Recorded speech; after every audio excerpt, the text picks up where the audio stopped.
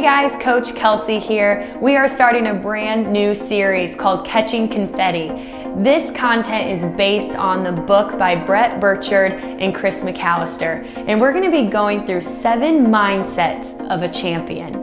Now you might think that this is an odd name for a book. So where this book gets its name is a play on words. If you've ever tried to actually catch a piece of confetti out of the air, you know that it's challenging. It takes a lot of focus, a lot of hand-eye coordination. So it takes mental toughness, if you will. On the other hand, once somebody wins a championship, there's usually confetti falling from the air. So that's where this book gets its name. It's a play on words. Today we're starting with the first mindset, which is a resilient mindset. Now, in order for us to be resilient as athletes, as people, we have to understand where our identity comes from. I want to share with you a personal example. As the head volleyball coach at Huntington University, there was a particular season where we weren't doing well overall when it comes to wins and losses. And every time we lost a match, I noticed that I would become so discouraged. It felt devastating, and oftentimes it would lead to high emotion, and it would take me quite a while to bounce back from those losses. Well, what I soon realized is that the reason why those losses felt so devastating was because I was finding my identity in the outcomes, a win or a loss, of our team. And what happened is I was constantly on this roller coaster ride because my identity was shifting day to day depending on whether we won or lost.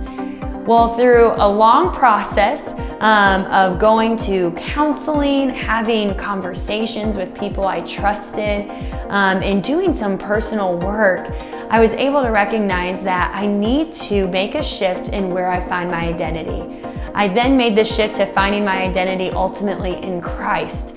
That way, when I coach a match, sure, if we lose, I don't like it. I want to be better, and I want to start thinking of ways that we can grow as a team.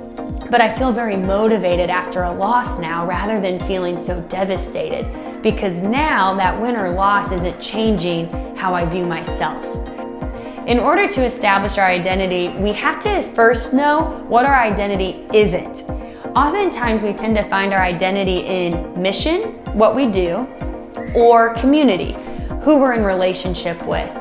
And while those things are important and valuable, that's not ultimately who we are.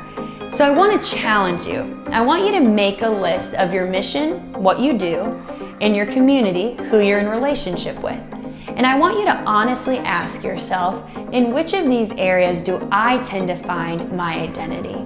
And then I want you to go a step further and ask yourself, how can I begin to make a shift and find my identity in something more secure, to find my identity in Christ? And so be patient with yourself as you go on this journey. I can absolutely promise you that it's worth it. Here at Empowered, we want to help our athletes grow in establishing their secure identity in Christ so that they can have a resilient mindset on and off the court.